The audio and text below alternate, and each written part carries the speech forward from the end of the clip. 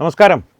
NEET പരീക്ഷാ ക്രമക്കേടുകൾക്കെതിരെ എന്നുള്ള പേരിൽ ഡൽഹിയിൽ നടന്ന സമരാഭാസം, പാറ്റകളുടെ സമരാഭാസം, വിദ്യാർത്ഥികളുടെ ആശങ്കകൾ യാഥാർത്ഥ്യമാണ്, അവ സാധുതയുള്ള ആശങ്കകളാണ്. ഇതെല്ലാം സംബന്ധിച്ചുകൊണ്ട് തന്നെ ഡൽഹിയിൽ നടന്ന സമരാഭാസത്തിൽ പങ്കെടുക്കുവാനായി സ്വന്തം കമ്പനിയിലെ തൊഴിലാളികളെ, ദുബായ് ആസ്ഥാനമായി പ്രവർത്തിക്കുന്ന ഒരു മുതലാളി, ആ കമ്പനി ദുബായിലാണ്, ആ കമ്പനിയിൽ ഏതാണ്ട് 20 മേൽ തൊഴിലാളികളെ ഈ സമരത്തിൽ പങ്കെടുക്കുവാനും സമരം തീരുന്നതുവരെ അവിടെ ജന്തർ മന്ദിറിൽ നിലയുറപ്പിച്ച് അവർക്ക് വേണ്ട സഹായങ്ങളെല്ലാം വിദ്യാർത്ഥികൾക്ക് വേണ്ടി ചെയ്തു കൊടുക്കുവാനും ഫ്ലൈറ്റ് ടിക്കറ്റും താമസ സൗകര്യങ്ങളും മറ്റ് ചിലവുകളും എല്ലാം വഹിച്ച് 20 മേൽ ആളുകളെ, 23 പേരാണെന്ന് തോന്നുന്നു, കേരളത്തിലേക്ക് അയച്ചിരുന്നു.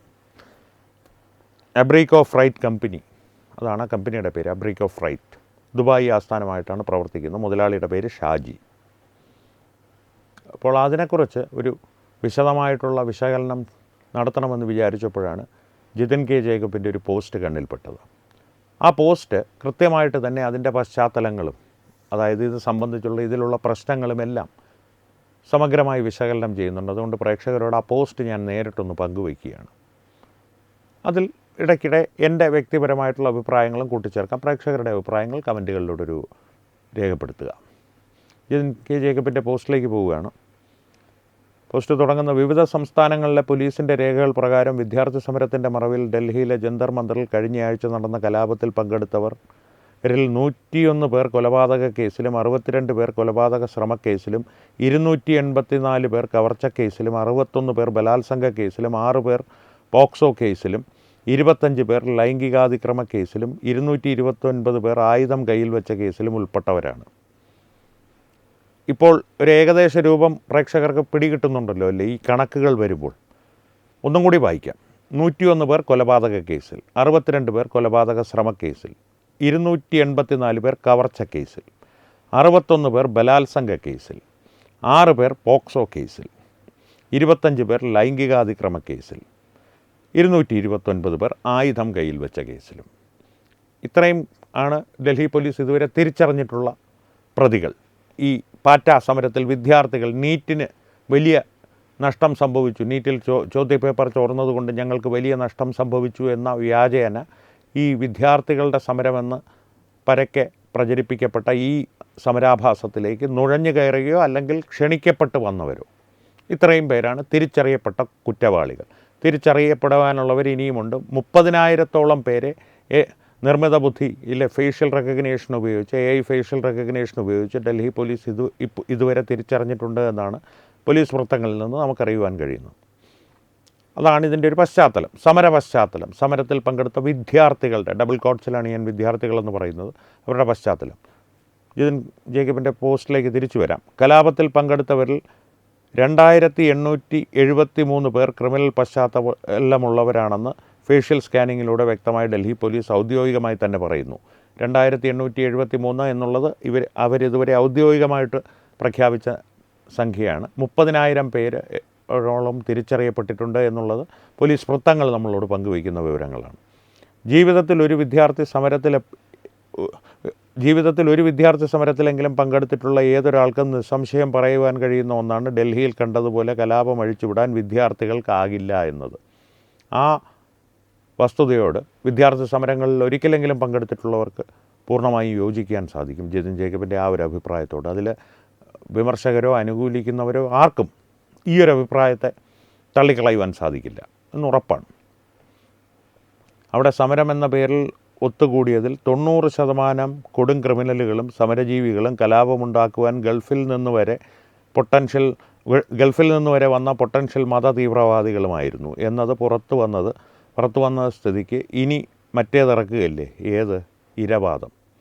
ഇവിടെ സമരമുണ്ടാക്കാൻ വന്നവരിൽ ജിതിൻ കെ ജേക്കബ് പറയുന്നത് വളരെ ശരിയാണ്. കാരണം ഇപ്പോൾ ഈ പുറത്തു വരുന്ന കണക്കുകൾ മാത്രം നോക്കിയാൽ 90% പേരും കൊടും ക്രിമിനലുകളും അല്ലെങ്കിൽ സമരജീവികളും, ആന്തോളൻ ജീവികൾ എന്ന് നരേന്ദ്രമോദി അഭിസംബോധന ചെയ്ത, സ്ഥിരമായിട്ട് രാജ്യത്ത് അരാജകത്വം വിതയ്ക്കുവാൻ വേണ്ടി കുഴപ്പങ്ങളുണ്ടാക്കുവാൻ ഏത് സമരത്തിലും നുഴഞ്ഞു കയറി ഇത്തരത്തിലുള്ള തീവ്ര ആശയങ്ങൾ പ്രചരിപ്പിച്ച് കുഴപ്പങ്ങളുണ്ടാക്കുന്ന സമരജീവികൾ, കൊടും ക്രിമിനലുകൾ, ഇവരെല്ലാം, അല്ലെങ്കിൽ ഗൾഫിൽ നിന്ന് വരെ ഈ സമരത്തിൽ പങ്കെടുക്കുവാനായിട്ട് വിമാനം പിടിച്ച് വന്ന പൊട്ടൻഷ്യൽ മത തീവ്രവാദികൾ, ഇതെല്ലാം കൃത്യമായിട്ടുള്ള നിരീക്ഷണങ്ങളാണ്. കാരണം ആ ഉണ്ടാക്കിയ കുഴപ്പങ്ങൾ വീണ്ടും പറയുന്നു, ജിതിൻ കെ ജേക്കബ് പറയുന്നത് പോലെ തന്നെ വിദ്യാർത്ഥികൾക്ക് മാത്രമായി ഉണ്ടാക്കാൻ സാധിക്കുന്ന അത്ര രൂക്ഷമായിട്ടുള്ളൊരു അക്രമമല്ല ഡൽഹിയിൽ നടന്നത്. ആ സമരാഭാസത്തിൻ്റെ ഇടയിൽ ആസൂത്രിതമായ അക്രമ പ്രവർത്തനങ്ങളായിരുന്നു.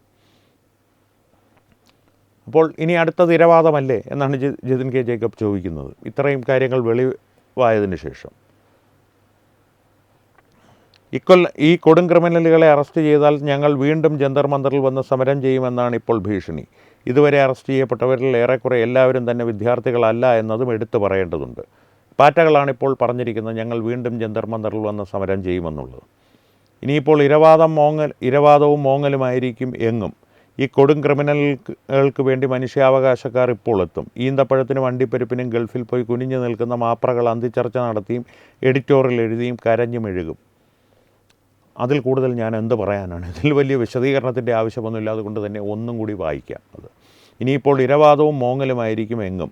ഈ കൊടും ക്രിമിനലുകൾക്ക് വേണ്ടി മനുഷ്യാവകാശക്കാർ ഇപ്പോൾ എത്തും. ഈന്തപ്പഴത്തിനും അണ്ടിപ്പരിപ്പിനും ഗൾഫിൽ പോയി കുനിഞ്ഞു നിൽക്കുന്ന മാപ്രകൾ അന്തിച്ചർച്ച നടത്തിയും എഡിറ്റോറിയൽ എഴുതിയും കരഞ്ഞു മെഴുകും. മാപ്രകളെന്ന് പറയുമ്പോൾ മുഖ്യധാര മാധ്യമങ്ങളെ ഈ അവസരത്തിൽ ഞാൻ സ്മരിക്കുകയാണ്. സർക്കാർ വാഗ്ദാനം ലംഘിച്ചു എന്ന് പറഞ്ഞാണ് മറ്റൊരു കരച്ചിൽ. ഇവറ്റകൾക്ക് ഇതിനെക്കുറിച്ച് വലിയ ധാരണയൊന്നുമില്ല എന്ന് മനസ്സിലായി. സമരത്തിൽ പങ്കെടുത്തവർക്കെതിരെ കേസില്ല എന്നേ പറഞ്ഞുള്ളൂ. അക്രമം അഴിച്ചുവിട്ടവരെ അടപടലം പൂട്ടും. അതാണ് രാജ്യമെങ്ങും ഇപ്പോൾ കാണുന്നത്. ഇനി സർക്കാർ കേസ് പിൻവലിച്ചാലും കോടതിയിൽ കേസ് ഫയൽ ചെയ്യാൻ ഒട്ടനവധി സംഘടനകളും വ്യക്തികളും മുന്നോട്ട് വരും. ജയ്പൂർ ഡയലോഗിനെ പോലുള്ളവർ ഇപ്പോഴേ തന്നെ അത് പരസ്യമായി പ്രഖ്യാപിച്ചിട്ടുണ്ട്. ഏതെങ്കിലും തരത്തിൽ ഇത്തരം ക്രിമിനലുകൾക്കെതിരെയുള്ള FIRകൾ പിൻവലിക്കാൽ പബ്ലിക് പ്രോപ്പർട്ടി ഡിസ്ട്രക്ഷൻ, അതായത് പൊതുമുതൽ നശിപ്പിക്കുക, ജനജീവിതം അപകടത്തിലാക്കുക, തടസ്സപ്പെടുത്തുക തുടങ്ങിയ കാര്യങ്ങളുടെ പേരിൽ പൊതു താൽപ്പര്യ ഹർജിയായിട്ട് തന്നെ ഇത് കോടതികളിൽ എത്തിക്കുവാനുള്ള അവകാശം ഏതൊരു പൗരനുമുണ്ട്. കാരണം നമ്മൾ നികുതി കൊടുത്ത പണത്തിൽ നിന്നാണ് ഈ പൊതുമുതലും നമ്മുടെ സുരക്ഷാ വാഗ്ദാനങ്ങളും സുരക്ഷയ്ക്ക് വേണ്ട സംവിധാനങ്ങളും എല്ലാം എല്ലാ സർക്കാരുകളും ഒരുക്കുന്നത്. അതിനൊരു തടസ്സം നേരിട്ടാൽ അതിനെ കോടതിയിൽ നമുക്ക് ചോദ്യം ചെയ്യുവാനുള്ള അവകാശമുണ്ട്. അതുകൊണ്ട് തന്നെ അത്തരത്തിലുള്ള പല പബ്ലിക് ലിറ്റിഗേഷനുകളും സംഘടനകൾ തയ്യാറാക്കി വെച്ചിട്ടുണ്ട്. ഇവരുടെ പേരിലുള്ള FIRകൾ എങ്ങനെ പിൻവലിക്കുമെന്നുള്ളത് കാത്തിരുന്ന് കാണേണ്ടതാണ്. സുപ്രീം കോടതി പോലും അത് നേരിട്ട് അനുവദിക്കുമോ എന്നുള്ളത് കാത്തിരുന്ന് കാണാം. ഇവിടെ പറഞ്ഞാൽ സുപ്രീം കോടതി വടിയെടുത്തു, സുപ്രീം കോടതി നഞ്ചക്കെടുത്തു, ചാടിച്ചവിട്ടി എന്നൊക്കെ ഇന്ന് ഈ ഏഷ്യാനെറ്റ് ന്യൂസൊക്കെ ഇന്നലെ കിടന്ന് മേശപ്പുറത്ത് കയറിയെന്ന് കൈകൊട്ടിച്ചിരിക്കുന്നുണ്ടായിരുന്നു. മേശയൊക്കെ പൊളിഞ്ഞു വീഴാറായി. അതിൻ്റെയൊക്കെ കാലുകൾ ദ്രവിച്ചു തുടങ്ങി. വരും ദിവസങ്ങളിൽ താനേ മനസ്സിലായിക്കൊള്ളും. ജിതിൻ ജേക്കബിൻ്റെ പോസ്റ്റിലേക്ക് തിരിച്ചു വന്നാൽ മറ്റൊരു രസകരമായ കാര്യം മാപ്പ് പറച്ചിൽ വീഡിയോകളുടെ പ്രളയമാണ്. കഴിഞ്ഞ ദിവസം വരെ വീരവാദവും തെറിവിളിയും അശ്ലീലവും ചേർത്ത് വൈറലായവർ ഇപ്പോൾ കരഞ്ഞു മെഴുകുകയാണ്. മെൻ്റൽ ടോർച്ചർ, ഡിപ്രഷൻ എന്നൊക്കെ പറഞ്ഞ് കരച്ചിൽ തന്നെ കരച്ചിൽ. അതും സത്യമാണ്. 1-2 വീഡിയോകൾ ഒരു സാമ്പിളായിട്ട് ഞാൻ പ്രേക്ഷകരെ കാണിക്കാം. ഒന്ന് കണ്ടു നോക്കൂ.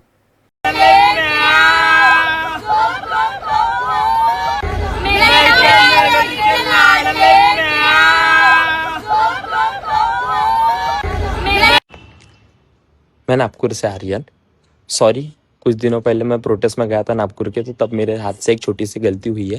छोटी तो नहीं बोल सकता, बहुत बड़ी गलती हुई है. उस सभी को मैं सॉरी बोलता हूँ. मेरे हाथ से जो भी गलती हुई है उस सभी वीडियो के लिए मुझे माफ़ी देना.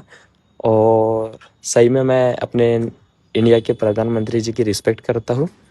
भाइयों, मेरा नाम रविंदर सैनी, इस भाई का नाम अंकित सैनी और इस भाई का नाम आज सैनी. भाई हम लोग अपने देश की जनता से हाथ जोड़कर माफी मांग रहे हैं और भाई हम आप लोग हमें माफ कर दो भाई. और हम माफी क्यों मांग रहे हैं भाई? जो नीट के एग्जाम को लेके दिल्ली अंदर मंदिर पर जो आंदोलन चल रहा, उसे लेकर हमने कुछ वीडियो बनाई भाई. हमें पता है वीडियो हमारे से गलत बन की गलत वीडियो है हमें, क्योंकि ऐसी वीडियो बनाना देश के लिए सही नहीं है भाई. है क्या ये मोदी? क्या चीज है यो बहन का लोड़ा कभी बैठाओ, मतलब लॉकडाउन लगा दिया भोसड़ी का. क्या है यो? मोदी जी, आपसे मेरा एक निवेदन है, आप जहाँ कहीं भी हो मेरे से कांटेक्ट कर लो, क्योंकि मैं आपसे विवाह करूंगी, फिर थारी माँ चोद दूंगी. कभी क्या होता है जब इनको वोट चाहिए होती है ना, तो पता है ये लोग क्या करते हैं, अपनी जो बहन बेटी हो एक रहे ना, उससे भी मारे नीचे सुहाने को तैयार रहनु. आओ बहन के लोड़ो गंडवो, इनते क्या चाहिए? इनते वोट चाहिए. इन कुत्तों को ना इतना मारना चाहिए ना. माननीय प्राइम मिनिस्टर जी नरेंद्र मोदी जी, मैं आपसे हाथ जोड़कर माफ़ी मांगती हूँ. मैं आपसे क्षमा चाहती हूँ. जो आपके विरोध मेरी वीडियो बनी थी, मैं उन वीडियो को लेके बहुत ज़्यादा शर्मिंदा हूँ। मैं बहुत ही ज़्यादा गिल्टी फील कर रही हूँ। मुझे ऐसा नहीं करना चाहिए था और मैं चाहती हूँ कि मेरे खिलाफ़ कोई भी एक्शन ना लिया जाए और आप मुझे माफ़ी दें।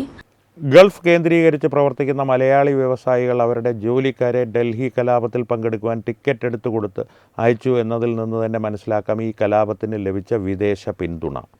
വിദേശത്ത് നിന്ന് ഫണ്ടിങ്ങുകൾ ഉണ്ടായിട്ടുണ്ട്. കാരണം അവിടെ ഭക്ഷണ വിതരണത്തിൽ തന്നെ സ്വിഗ്ഗി, സൊമാറ്റോ, റാപ്പിഡെക്സ് തുടങ്ങിയ വിതരണ ശൃംഖലകൾക്ക് ഗൾഫിൽ നിന്ന് 8000 പാഴ്സലുകളുടെ ഓർഡറൊക്കെയാണ് ഒരു സമയത്ത് ലഭിച്ചുകൊണ്ടിരുന്നത്. അതും വില കൂടിയ ഭക്ഷണത്തിൻ്റെ. പിന്നെ ജുനൈദ് ഭായിയെ പോലുള്ളവർ, ഇപ്പോൾ കരഞ്ഞു മെഴുകി നടക്കുന്ന ജുനൈദ് ഭായിയെ പോലുള്ളവർ സംഘടിപ്പിച്ച ഭക്ഷണ വിതരണ ശൃംഖല വേറെയും, അതും ലക്ഷക്കണക്കിന് രൂപ ഒരു ദിവസം ചിലവാകുന്ന തരത്തിലുള്ള ഭക്ഷണ വിതരണ ശൃംഖല.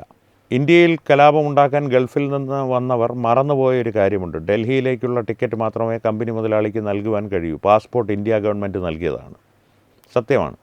ഒരു വ്യക്തിക്ക് ഇത്തരം കാര്യങ്ങളിൽ പരാതി നൽകുന്നതിനും ഫോളോ അപ്പ് ചെയ്യുന്നതിനും പരിമിതികളുണ്ട്. പക്ഷേ ഒരു സംഘടനയ്ക്ക് അങ്ങനെയല്ല എന്ന് വീണ്ടും ഓർമ്മിപ്പിക്കുന്നു. രാജ്യത്ത് കലാപമുണ്ടാക്കിയ വിഷയമാണ്, നിസ്സംഗത വെടിയൂ എന്നേ പറയാനുള്ളൂ. സത്യമായിട്ടും ഈ ഒരു കാര്യത്തിൽ ആ കമ്പനിയുടെ പേര് ഞാൻ വീണ്ടും പറഞ്ഞ് അവരിലേക്ക് അവസാനം വരുന്നുണ്ട്. ജിതിൻ കെ ജേക്കബും ആ കമ്പനിയുടെ വിഷയത്തിലേക്കാണ് അവസാനമായിട്ട് ഈ പോസ്റ്റ് കൊണ്ടുവരുന്നത്. അവരെ നിയമപരമായിട്ട് കൈകാര്യം ചെയ്യാൻ ഏറ്റവും എളുപ്പം സന്നദ്ധ സംഘടനകൾക്കാണ്. അത് സംബന്ധിച്ചുള്ള നീക്കങ്ങൾ നടക്കുന്നുണ്ട് എന്നാണ് അറിയുവാൻ കഴിയുന്നത്. എന്തായാലും 10-23 ജിഹാദികളുടെ കാര്യം തീരുമാനത്തിലാകും. ജിഹാദി മുതലാളി ഷാജി രക്ഷപ്പെട്ടു പോകും. ഞാൻ അവർക്ക് പോകണമെന്ന് പറഞ്ഞപ്പോൾ എൻ്റെ ജീവകാരുണ്യ മനസ്സുകൊണ്ട്, വിശാലമായ മനസ്സുകൊണ്ട്, നന്മയുള്ള ലോകമേ പാടിക്കൊണ്ട് ടിക്കറ്റ് എടുത്ത് കൊടുക്കുക മാത്രമേ ചെയ്തുള്ളൂ സാർ. അവരിവിടെ പോയി കലാപമുണ്ടാക്കാനാണ് പോയതെന്ന് എനിക്കറിയില്ലായിരുന്നു. പക്ഷേ ഈ അബ്രിക്കോ എന്ന് പറയുന്ന കമ്പനിക്ക് ആകെയുള്ളൊരു ഗുണം, ആ തൊഴിലാളികൾക്ക് ആകെയുള്ളൊരു ഗുണം, ഈ ജിഹാദികളെല്ലാം കൂടി ഡൽഹിയിൽ വന്ന് ഇറങ്ങിയപ്പോഴേക്കും സമരം പിൻവലിക്കപ്പെട്ടു. ജന്തർ മന്ദറൊക്കെ ഒന്ന് കണ്ട് തിരികെ പോയി എന്നാണ് എനിക്ക് മനസ്സിലാക്കുവാൻ കഴിയുന്നത്. പക്ഷേ അവരുടെ പേരിൽ ഇപ്പോഴും കേസ് എടുക്കാനുള്ള വകുപ്പുകളുണ്ട്. ഒരു കുറച്ചു കാലം നടക്കട്ടെ എന്നേ. ആ കേസ് ശിക്ഷിക്കപ്പെടുകയൊന്നുമില്ല ഈ 20 മേലുള്ള ആളുകൾ. പക്ഷേ കുറച്ചു കാലം നടക്കട്ടെ. പാസ്പോർട്ട് സംബന്ധിച്ചുള്ള കാര്യങ്ങളിലുമൊക്കെ ഇനി തീരുമാനമുണ്ടാകട്ടെ. ഒരു വ്യക്തിക്ക് ഇത്തരം കാര്യങ്ങൾ പരാതി നൽകുന്നതിനും അത് പറഞ്ഞല്ലോ. എന്തായാലും കലാപം കഴിഞ്ഞു.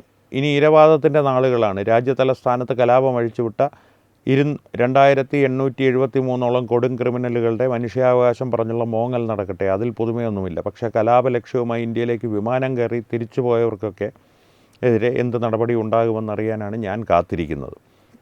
കമ്പനി ഉടമയുടെ പേര് വീണ്ടും പറയാം.